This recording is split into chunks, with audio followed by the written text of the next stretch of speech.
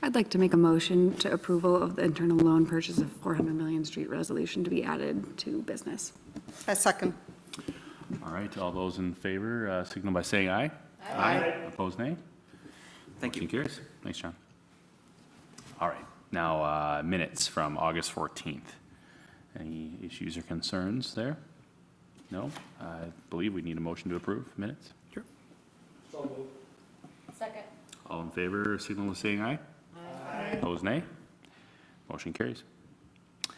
Bills, anything of note, John, tonight? Looking at the bills from August, we had some educational expenses as Mr. Menke becomes more educated in the field of economic development, which is always good. Some TIF reporting and then some Block 28 expenses, so I could stand for any questions. Okay, I think we need a motion to approve the bills as well. Correct. So moved. All those in favor, signal by saying aye. Aye. Opposed, nay? Motion carries. All right, down to business.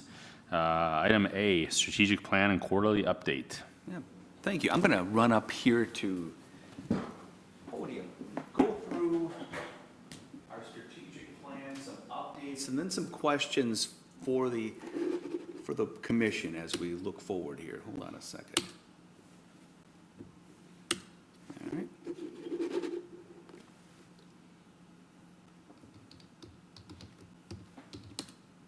There we go. So as the commission is fully aware, we have adopted a strategic plan to look at prioritizing different activities of the board. We have a lot of great things that we could do in this city, and we have done a lot of great things, but in order to be successful, it's important for us to be strategic. So what I've done is updated some of the activities from our strategic plan, go through those here in a moment, and also have some discussions about prioritizations of other activities. So when we take a look at one of the big projects that we're working on, which is the Gateway Project, Block 28, this is the Wells Fargo block at 4th and Vermilion Street. So we have, as you know, acquired all the properties there but for the Sparrow Pizza piece, which is about 90% of the block itself.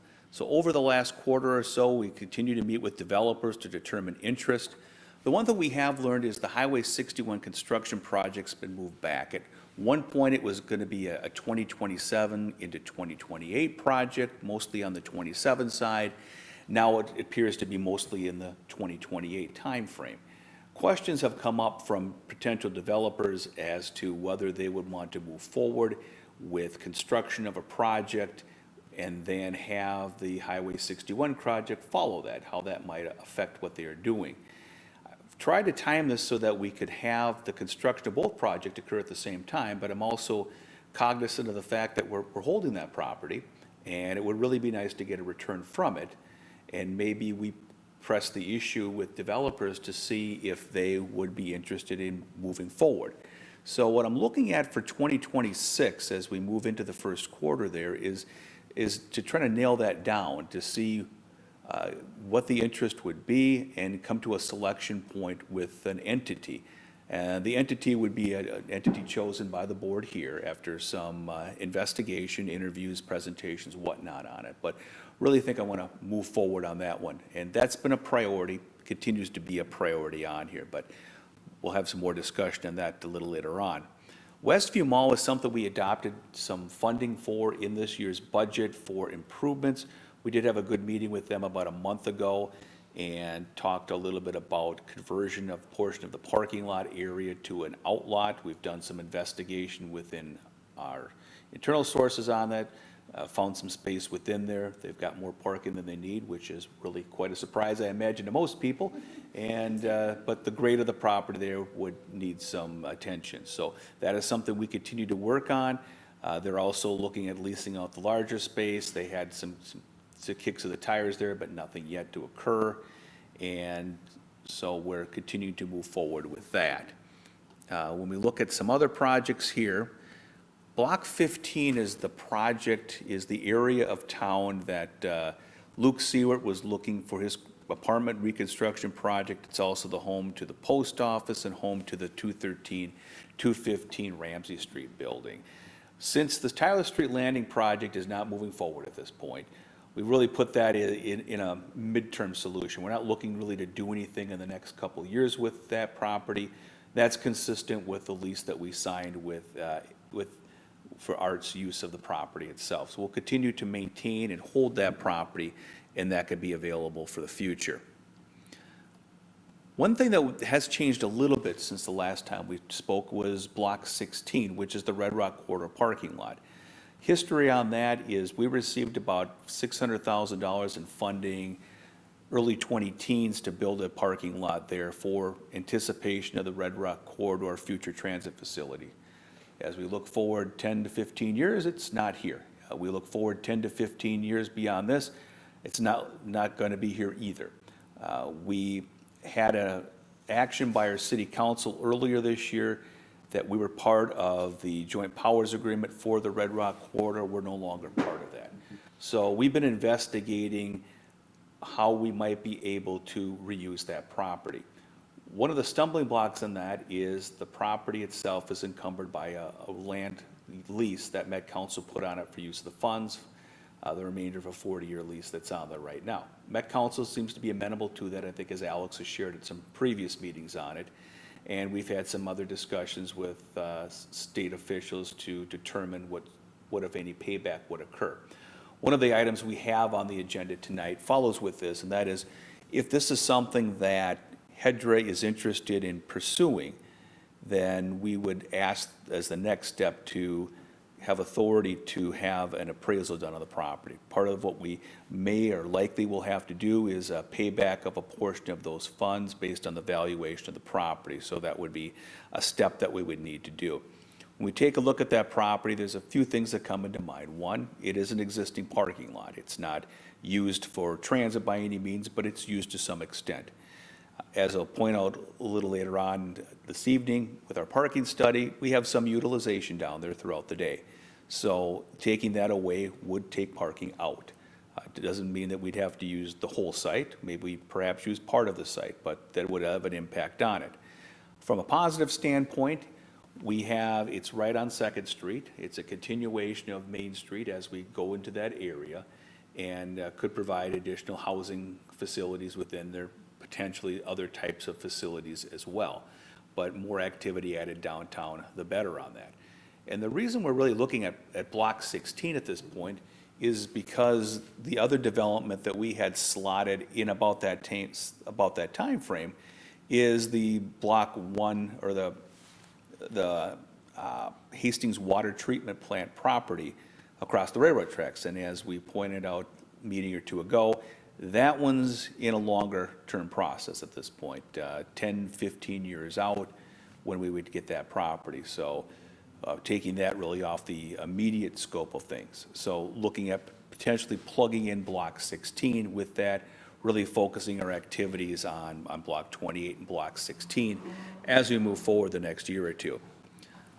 From the Hastings Creamery, nothing tangible to report on that other than we're pressing harder with the attorney involved with the creamery for action on that. We're also investigating what we may do on our own, which is determination of that site being a hazardous property, and perhaps taking the steps of going in there and doing some demolition, cleanup of the property, and assessing it back to the property owner.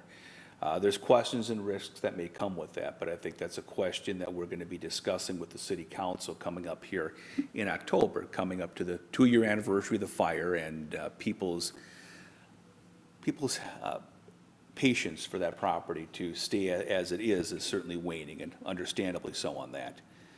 And then other items we had on there, we had a downtown small area plan for Heart of Hastings. With tight budgets this year, was not something that was funded.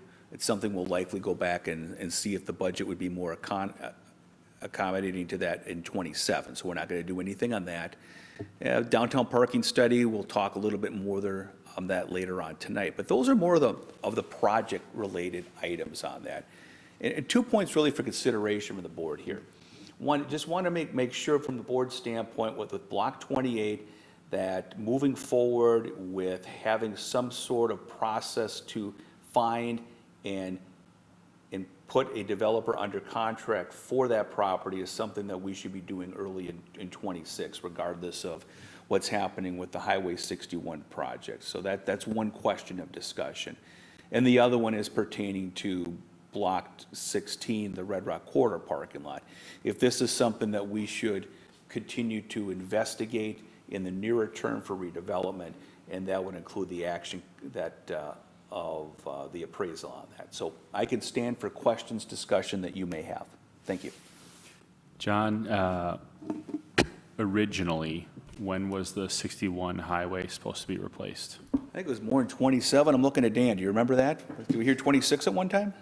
It might have been 26 at one time, but I know that as they were finishing the feasibility pieces, it was 27. So it has been delayed. So it's only been delayed a year then from its original run then. What's our confidence level at 28's the year? I was iffy 4 to 6 weeks ago. I'm more confident now, but there's some difficult pieces that are trying to work out with the engineering for it. So there's some question, but I think better than 50/50. Okay, thank you. John, on the, excuse me, okay. Go ahead. John, on the Block 16 property, you know, we've had that property since when? Was that in the late 70s when the parking lot was? Yeah, ever since we bought out the silos, the grain silos that were on the Yes, property earlier, right. late 80s, I think, yeah. The 80s, okay. I mean, I guess it behooves us to at least, you know, get it appraised and see where we stand. You know, maybe there's some, not enough time frame to gone by. Was it 30 years? With the Met Council was looking at that money invested, and after a certain time period, it was just the value of the property as it stands. Go ahead, Alex. There we go. So yeah, the ground lease is for 40 years, and it was, from my understanding with our discussions with the Office of Management and Budget, if we were to sell it before the lease expires, we owe back to the state the fair market cost up to the amount of bonding funds used on that site. So if we waited the full 40 years, we'd be absolved of that side of things. So probably we have some years left, is what I'm saying. It was constructed in 2012, I believe, so. Okay, it's been that, okay. But I still think that it would be good that we went ahead and at least got it appraised and had some point of reference to know, you know, if something comes along, this is the starting point, and it was appraised at this value on this date, so that, you know, the council and HEDRA know moving forward, if there are options that come along, we at least have that much information. My other thought on the the Block 28 business and the Highway 61, you know, it may be wishful thinking that we can get a 27, 28-year rebuild of the highway. I think that unless something drastically changes in the finances at the state level, we probably won't see that kind of money set aside or dedicated. But somebody could prove me wrong, but, you know, everybody probably sitting here realizes that the state finances are not the best shape right now, and unless there's some big changes in the legislature, I really don't see the upcoming legislative session, you know, making much big endeavors into some, but, you know, we'll see what happens. But I think that, you know, looking at the block itself, I think we need to probably, you know, try and find a developer. I mean, it's like, do we sit on our hands and wait till whenever the highway's done and then search out? I'd rather see us, you know, try and peddle property now and say, hey, we're anticipating this is when the road work is gonna be done, but we don't know that, and whoever the developer comes in, you know, you look at it and you say, okay, I can develop this, and yeah, the road is in tough shape, but it is what it is, and if they can get some development going and something moves ahead, then the road, the state has to deal with what's there already and what obligation is, as far as the sidewalk and the street impair whatever the development is, that has to be worked out because the property is already there and it's been developed. Then it's the state's obligation to, you know, work within the restraints that were set forth. So I guess in both instances, I think the city should move ahead. The Block 16, let's get it appraised and see where we're at. And over here, the Block 28, I think, you know, we need to start promoting it and asking and saying, you know, doesn't make any difference. What we know that somewhere along the way, the road is going to get done. We just don't know when. Question, John. What's the loan balance for Block 16? Loan balance on that one, we got 600,000 that was allocated towards the project. We spent somewhat less than that, I want to say, in the neighborhood of 550,000. So that is what we were granted for the development of the parking lot there. So we don't owe anything as far as any funds to pay for the purchase of it. We'd purchased that a long time ago. So the situation that would take place likely is we would be in a position in which we would be obligated to pay all or a portion of that $550,000 back to the state. Now, that would not come, from my view, directly from HEDRA, but more the purchase price that we would sell that property for. The proceeds of that would be turned over, that portion would be turned over to the state. Okay, and then any additional proceeds will go where? Additional proceeds would stay with HEDRA, would Okay, be all right. my belief. Okay, thank you. I was gonna get, I'm a little still unclear on Block 16 financing. So if we did not sell the property for the value of the loan balance, is that forgiven? So just to make sure I understand, so say it's, if we use that $550,000 worth and we sold it for $400,000 worth, would that $150,000 be forgiven? As long as it's found that that is the fair market value, yes. Okay. So that's where Management and Budget Office was very clear that it has to be a third-party independent appraisal that has to determine that value. Because otherwise, you know, there was the discussion of, Right. well, if you want to sell it for $1, how do you Yeah. define the market value? So that's where they recommended the appraisal. Okay, that's, makes it clear to me, because, you know, we've tried to do some creative financing with our real estate, and we're not gonna have creative financing here. This is gonna be, somebody's gotta come in and pay it all, or there's nothing. And that might be a tough sell. It doesn't mean we don't pursue it, but I think it might be a real tough sell.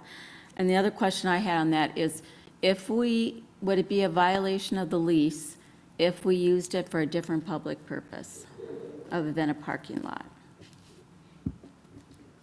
I remember from the lease itself that it was very restrictive towards any other commercial activity on there. Now, housing, I'm not sure what that would be, but there was some pretty tight restrictions on use of that. That's part of the reason why, well, it is the reason why the front half of the parking lot along Second Street is a playground.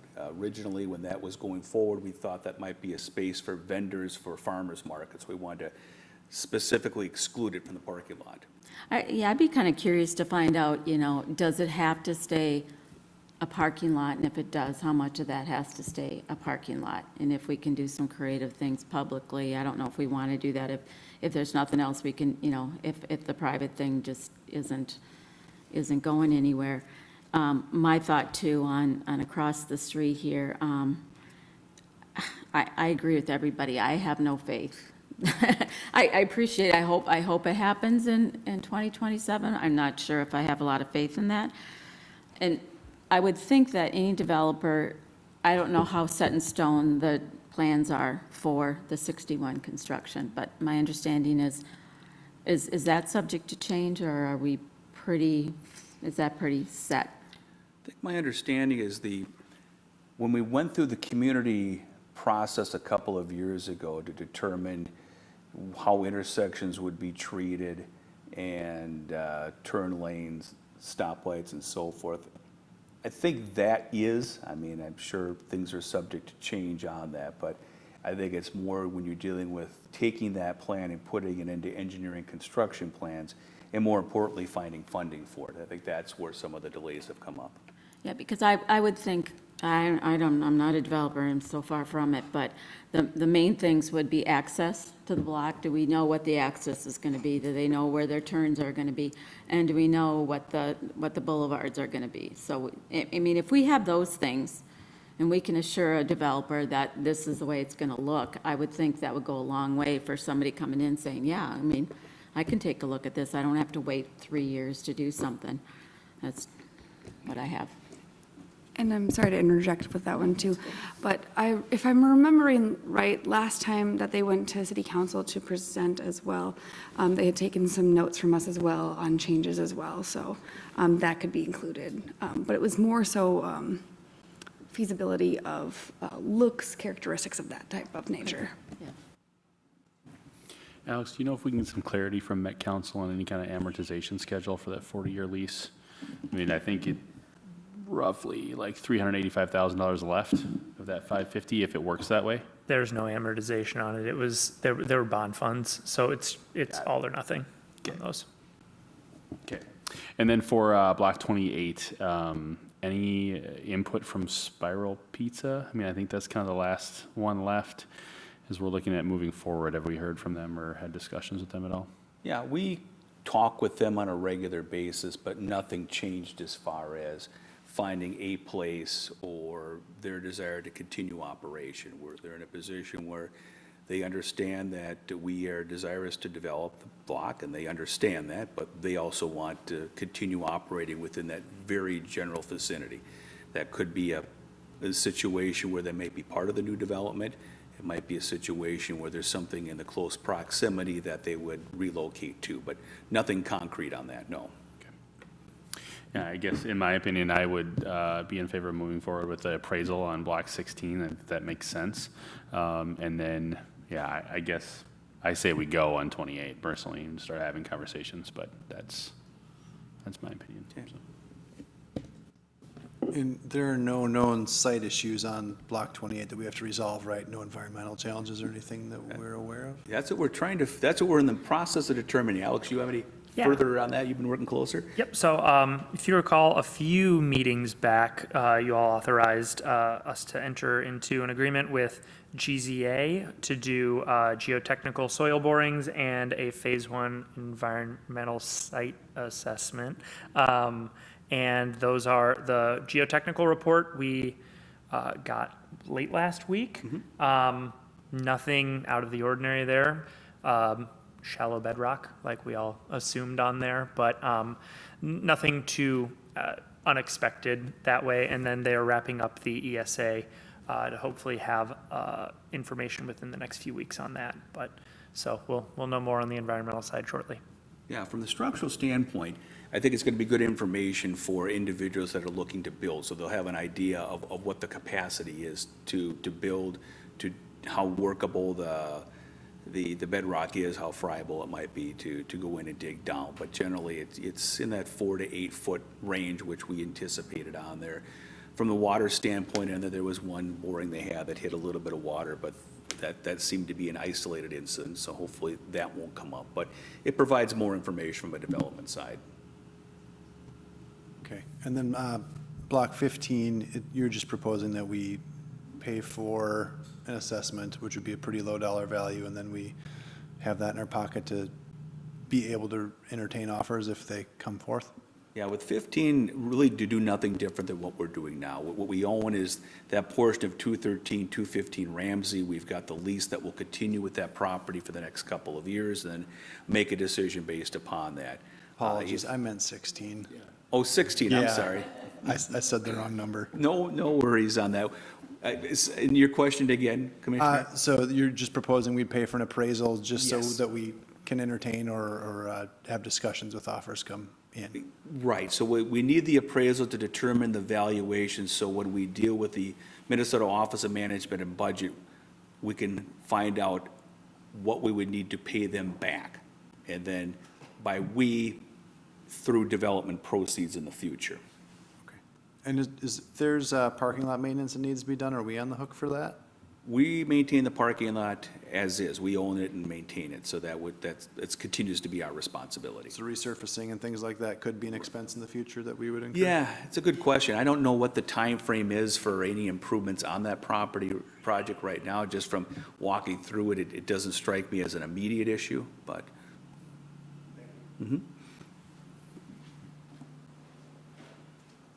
All right, any other questions or concerns?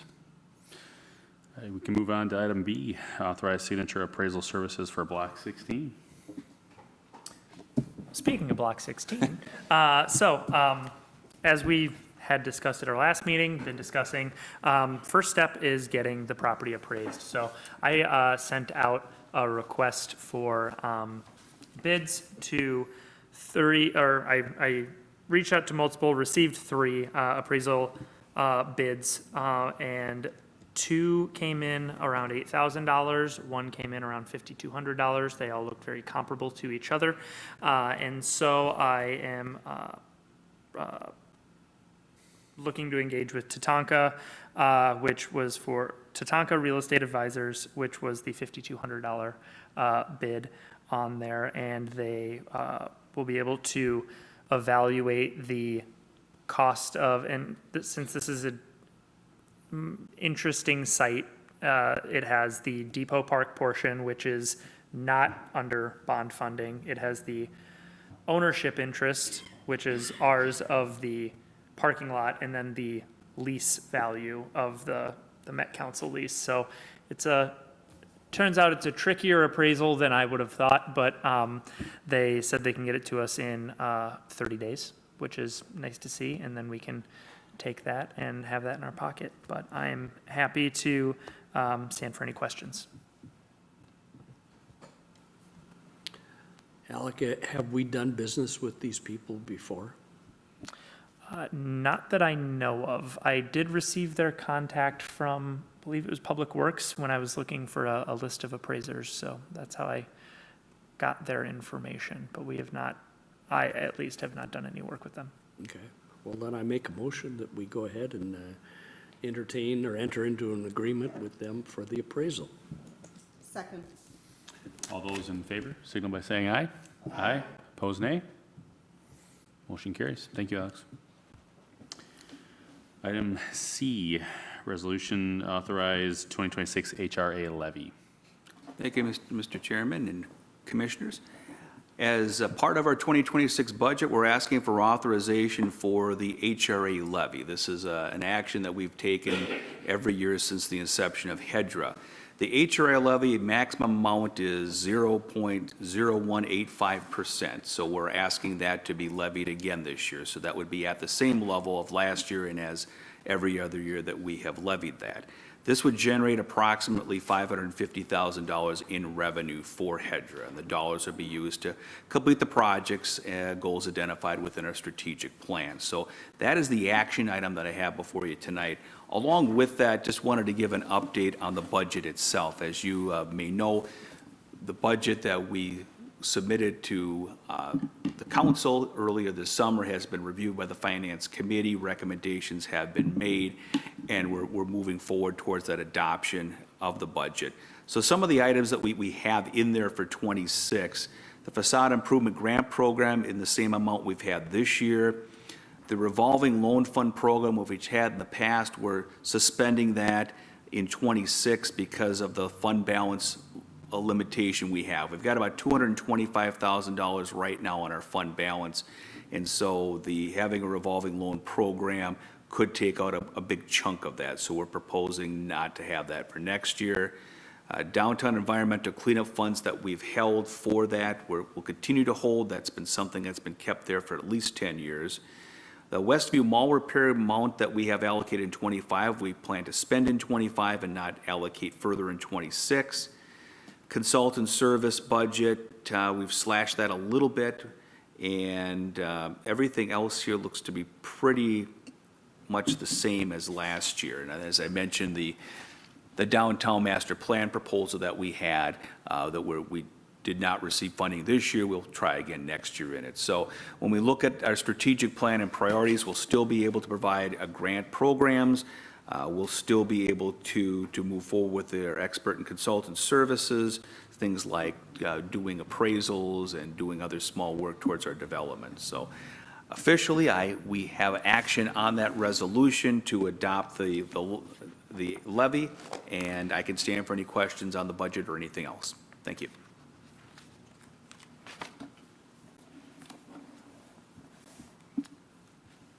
All right, accept a motion to approve. I'd like to make a motion for resolution of authority of the levy of a special benefit tax pursuant to Minnesota state statutes and approval of budget for fiscal year 2026.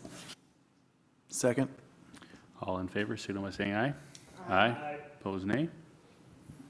Motion carries. Thanks, John. All right, item D, facade improvement program grant, 2137 Vermillion Street. Yes, thank you. So staff received, and John, if you wouldn't mind, take one down, pass it around. I think this is all of them. So staff received an application for a facade improvement program grant for 2137 Vermillion Street, which is the old State Farm building and has been used for intermittent political merchandising, and a business known as Two Seeds Popcorn Shop is looking to relocate from Apple Valley to come to Hastings, and they have purchased the property and are looking to make it their new home.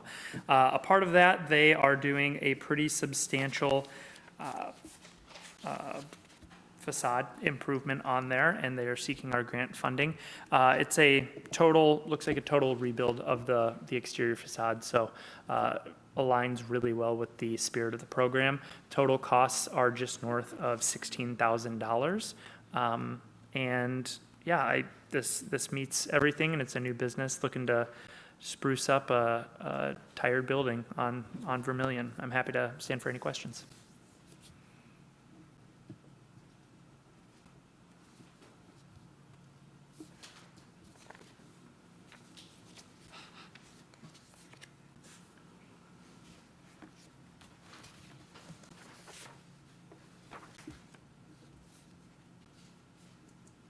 Are you looking for a motion? I am, Okay. to Yeah. approve the resolution. Okay. I apologize since this wasn't added. Yes, I am seeking a motion for approval of resolution, what number was that now? 2025-08 for the approval of a facade improvement program grant.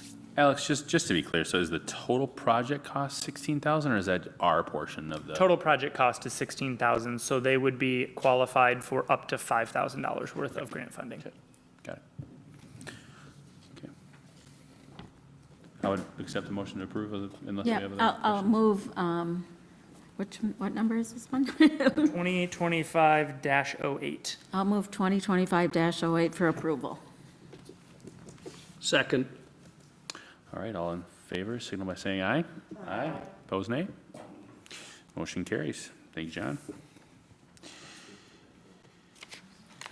All right, down to item 5, reports and information. I think we've got the one additional item. Oh, you are correct. I'm sorry. So, explanation on this one. Yes, we've already purchased 400 Vermillion Street. Nothing's changed in that. We did have an action before council in November last year, which outlined the parameters of a loan for a portion of that property.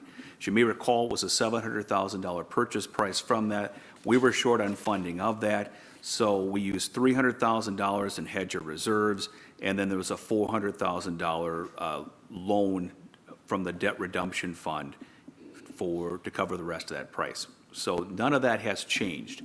However, in the city attorney's review of this action, she wanted to have this done as a resolution by HEDRA and then also as a resolution by council, the council resolution coming next Monday night. So terms of this are unchanged. We owe the city the $95,000 that we got from the lot sale of Rio Grande, and then $305,000 will be repaid through future HEDRA revenues. So I can stand for any questions, looking for an action to adopt the resolution. Looking through the 26 budget, looks like we're well short of the estimated intake for that. Is that an interest of ours to put that as a line item for X amount of money for next year to shore up that loan, or Yeah, is there an option? In the timeframe for repayment of that is upon future sales of property that we have. So it's not an immediate expenditure that we have, but more something taken out of future revenues from sales. Okay, thank you. John, have the lot to Rio Grande, have we done that already? I don't remember. Yep. Okay. That one we have sold. Okay. They've done some work on it. They're modifying their plans and waiting to see that. Okay, so we're just looking at the 305 right now? Correct. At the 3% balance. Okay, thank you.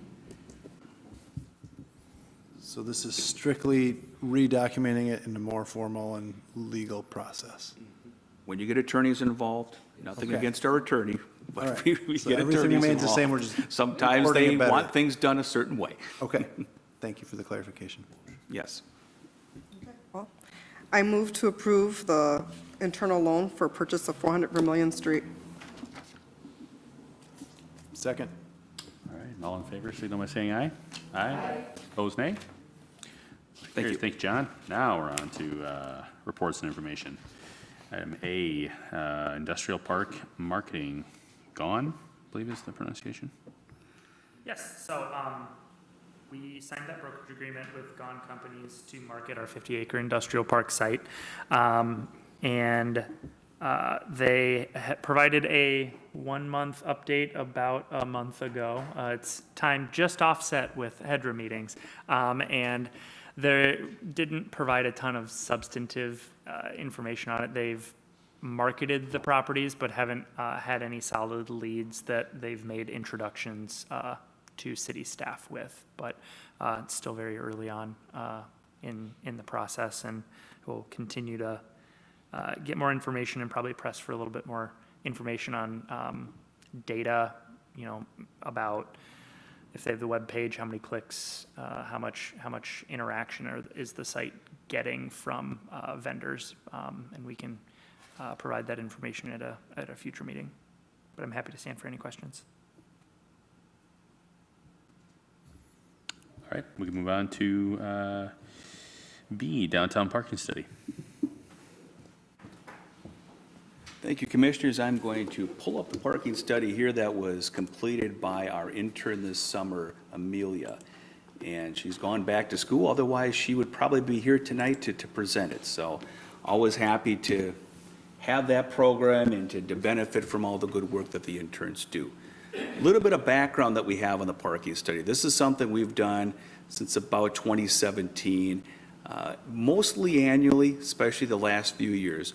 Purpose behind this is we want to be able to have an accurate count of what the parking demand is within the downtown areas. There's always a perception among individuals that perhaps we have too few parking, or the parking may not be convenient in that. So we want to be able to have some real-time data to show what the parking situation is. And so that's the purpose behind doing this. So what we're looking at is this area of town, so essentially the river to the north, going over to Eddy to the west, so a little bit west of the 61 corridor, including the confluence, and then down to 5th Street. This is the core area that we've been studying within there. As you know, most of it is residential, or commercial in there with some residential mixed within there. The purple is more of our mixed-use downtown core district. So in number of parking spaces, we've got about 1,550 parking spaces within the downtown area itself. When you're looking at this map here, everything in blue is public, everything in red is private. This includes on-street parking, so the diagonal spots along 2nd Street downtown, as well as the parallel spots that are along the side streets like Sibley, Ramsey, and so forth. So we have that many spaces. It's varied a little bit over the years. I've got some other information on how that's changed over time. And the reason we put the public and the private on there too is, we don't have control over the private, obviously. People can close it and use it for whatever. But it does provide a critical bellwether for areas that own the private parking lot. What sort of demand do they place in that? And is that demand spilling out into the public right of way? So we've done some parking utilization studies this year. We did 13 of them throughout the summer. Most of them during the week. We did a couple of them during the weekends themselves, some of them before 12 p.m., most of them after 12 p.m. as we look during the week. So this is the overall utilization we saw during the period of time here. So anything you see darker is more utilized. The darker red areas that are shown here are 75 to 100% utilization. Areas we're looking at are the parking lot under the 61 bridge near the confluence, 2nd Street west of the bridge, the area just by the substation, which is kind of an unusual one. It's not really marked for anything, but there's been a uptick of parking in that area. And then the parking lot by City Hall in this location. Those are the biggest ones. And then between 50 and 75% utilization over time is a lot of the rest of the core of downtown, the remainder of 2nd Street, Ramsey Street, the large parking lot near Levy Park on Block 3. And then you've got lower utilizations from there. Everything in yellow is 25 to 50. That includes the Block 16 Red Rock parking lot, and then white even as a 0 to 25%. So that's what we're seeing for utilization. When we take a look at the utilization of this compared to other years, there's not a dramatic change from what we've seen. When you look at different time periods, there's not a lot of variation between that. I think most of these areas are similar. This is weekdays before 12 p.m. Toggling back and forth here, it looks pretty similar as far as the levels go. Same thing for after 12 p.m. on that one. I think this parking lot fills up a little bit more at that time. And then the weekends. The weekends, we see a lot more utilization down there. You see a lot more red along 2nd Street, Sibley Street, the main downtown parking lot by the Levy Park, as well as the first floor of this confluence ramp here. So we get a lot of traffic on the weekend, which is great. One of the things we will be doing for next year is looking at some more nighttime weekend traffic patterns. We have heard that the confluence in particular has a lot more activity towards the evening on the weekends, and that second deck of the confluence ramp can be pretty well utilized at that time, where in most other cases that ramp is not utilized much. So these are the top 10 public parking areas we have. This is where we have the most utilization within town, and not surprising, everything kind of centered on Sibley and 2nd Street, on the streets on 2nd, Sibley, and the main parking lot surrounding them. The only outlier on that is due to the froth and cork, I think, or us, on along 4th Street. There's a lot of utilization there of people getting coffee, which is great to see. When you take a look at the numbers from one year to the other, so we've done this since 2017. We got 1549 parking spaces right now. It's gone up a bit. I mean, we've gone up almost 170 spaces since 17, primarily due to confluence construction within there. Utilization, you can see down here. It is interesting here that the utilization between 2024 averaging 520 to 2025 to 583 has notched up a bit. We still have a lot of capacity within there, but we're seeing good utilization. I think that's indicative of good foot traffic within the downtown area. Something we like to put in there, which is there is a conception that the walk to get to a store can be a long walk. And when you take a look at, if you were to place Walmart, the footprint within the downtown area in blue and the parking lot surrounding it in brown, the type of walk you would have if you were midway through the Walmart parking lot, you would basically be at 3rd Street. And if you walk straight down to the river towards the back of the store, you'd be near Levy Park. So that would be a walk that you would be doing. In downtown, asking someone to take that type of walk sometimes feels a little bit onerous for folks. But in reality, a lot of people do it every day and don't really think about it. Plus, the scenery in our downtown is a little bit better than the Walmart parking lot, in my opinion. So things to look at in the future. We're going to look at the utilization of accessible spaces in the downtown area. That was a question we got from our planning commission. And then look at one of the significant events that we have. We've got the car shows, we've got the Thursday night events and other things. We purposely didn't put those into it because it would skew the mix on it. What it would be kind of nice to know what the effects of that is, just from a data standpoint.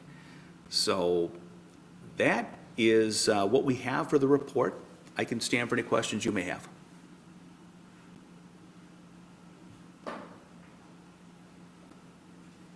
All right, thanks, John. Thank you. Appreciate it. On to C, development updates. Well, we do have a new business coming to the industrial park, 624 Spiral Boulevard. There's a boat sale operation that'll be going in the front half of that building upon city council approval of their permits coming up on Monday night. So this was the place where the MnDOT Bridge Office was. Lawrence Interiors was there years ago. Industrial battery production, IBP, would still remain in the back of the building. Kind of a strange situation. They bought the building for the warehouse and not for the office, but they've been trying to lease out the office space forever. So boat sales will be in the office. There'll be a parking lot constructed to be fenced around because if they're going to have any exterior items that need to be screened. So they will be doing that upon council approval on Monday night. Chase Bank has been approved. They're working on their plans as we speak right now. I don't know if it's something that they would still be looking to turn dirt yet this year, but they're continuing on through the building process. This would be in the Cub parking lot at the Central Water Treatment Plant facility, the old Carboni's building. Council has taken action to approve plans. We had a pre-con meeting today. Demolition should occur shortly on that one, and construction soon after that. As far as the tenants that were in the building before, Stacy Stars is making progress at their facility down on 33rd Street, and Carboni's Pizza is still in discussions with an entity to move, but we don't have any further details on that. We check in with them every week or two, but they continue to move towards that. One other thing happening today that I personally took part of is Hometown Dairy opened up yesterday, I think. I will vouch they have pretty good sandwiches. So it's nice to see that back open again. That's probably most of what I had here for updates, so I can stand for any questions. John, the question I have is Thorwood. Looks like they've got it pretty well enclosed. They're moving ahead, or are they at a standstill right now? Well, they're moving ahead. We're in there for inspections at least once a month if we don't have any active inspections, just to check in on the work that they're doing. And in talking with our building inspectors, progress continues to be steady on that. It's great to see that they've shorted up for the winter, which has always been problematic the last few years. So I'm looking forward to that being completed. I know you always put good updates in here, but any update on Vermilion Acres? Heard from the whoever's running that project recently. Yeah. Not a lot to report on that one. There's minimal activity that happens there from a day-to-day basis. A couple of months ago, we did get a contact for the operator there, Jaybird Senior Living. So at least when we get the calls from individuals that may be looking to move there in the future, I have an entity to take those calls now, which is good. From a construction standpoint, as when those individuals may be able to move in there, it's not going to be this year. They hopefully will be finishing this up over the winter. They still have roadway improvements, turn lane improvements that they need to take care of in the spring. So I don't have a definitive time, but I'm hoping that this thing wraps up by spring of next year. All right. If there are no other questions or concerns, I'll take a motion to adjourn. A second. All right, all those in favor, signal by saying aye. Aye. Opposed, nay. All right, meeting adjourned.